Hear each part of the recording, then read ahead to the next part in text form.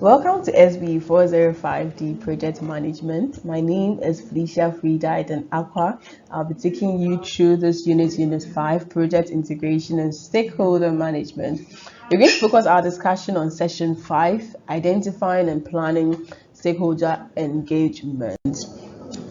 By the end of this session, you should be able to identify project stakeholders and describe how to plan your stakeholder engagement as well.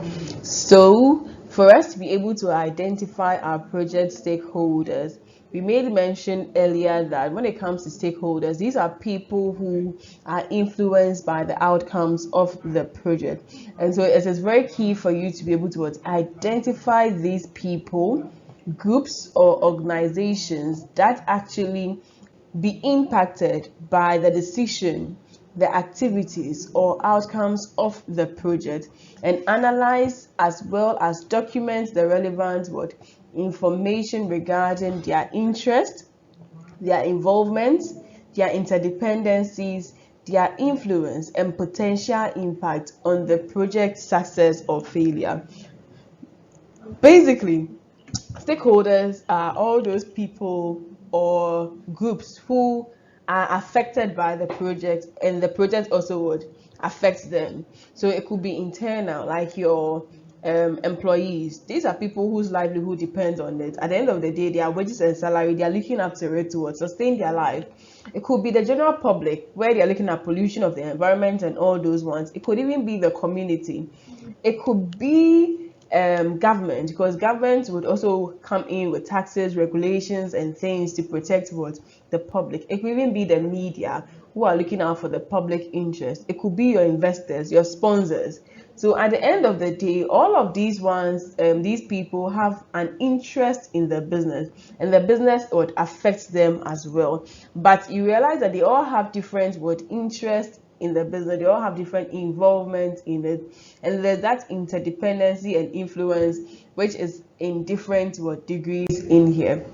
So for us to be able to identify our stakeholders, usually we may do what we call the stakeholder analysis to find out who our stakeholders are. We need to do the power and interest grid to see what type of power they have, what type of interest they're having in that business. We need to do the power and influence grid. Yes, some have power, but they're not able to influence you that much. But some have the power and have the influence that is going to really affect your business or your project so crucially. And so you need to be able to do the power and influence grid as well. Then you also have the influence and impact grid. Yes, some may have the power, they may have the influence, but some have that influence that can really make an impact on your project. And so it is very important to also do that grid to see. And then there's what we also call the agency and legitimacy grid, which can also be very key if you want to identify your stakeholders. So these are things you can just do to help you find out the type of stakeholders you have, and then their degree or how strong their influence is regards to power, interest, influence, impact, and even legitimacy they have to your project as well. So this is the power and interest which we spoke about. There are some people you need to keep them satisfied. If you don't keep them satisfied, they are in trouble. There are some that you can manage them closely. They are not satisfied, but you can just keep them. Yes, and there are some that you always have to be monitoring them, and there are some you really have to keep informed. So if the person has low power, low interest, you just need to monitor them. So this is the low, this is the high.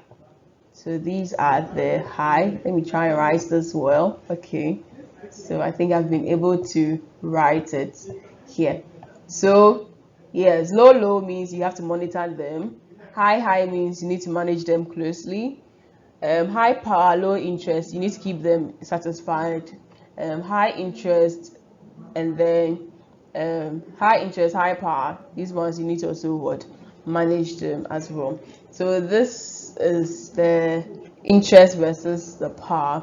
So there's a need for you to do the identification let us know their name, their position, their location, their role, their contact information, and you can also assess the information you have on them. What are their expectations? What are their influence? What phase of the project life cycle do they have most interest in? And then you can also go on further to classify them to the internal or external. Are they within the organization or they are outside the organizations? Are they supporters, neutral or resistors, etc.? You should be able to classify these into these major groups for you to be able to deal with them appropriately. So once you've been able to do that, you then need to plan your stakeholder engagement. So planning your stakeholder engagement is actually looking out for suitable management strategies to successfully engage these your stakeholders throughout your project life cycle based on the analysis you've done on them regarding to their interests, their needs, and then the impact they have on the success of your project.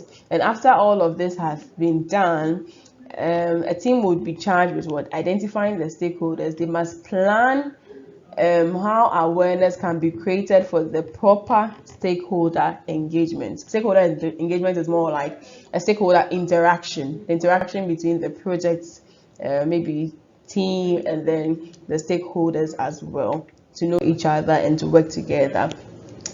So there's also the need to plan your stakeholder your engagement. If you're going to plan your stakeholder engagement, obviously there should be that stakeholder management plan, that document which is going to spell out all those things relating to your stakeholders and how you want to work with them, how you're going to even identify all of them and deal with them appropriately per their interest, and then where they find themselves in the project life cycle or where their interest is most resident. There's also the need to have the project document update, especially when it comes to the project schedule and then the shareholder registers. These are key documents or key things which your stakeholders will be very much interested in, which you have to make sure that they are always up to date and available to them as well. The communication matters a lot. So in this session, we've looked at how to identify project stakeholders and to plan their engagement as well.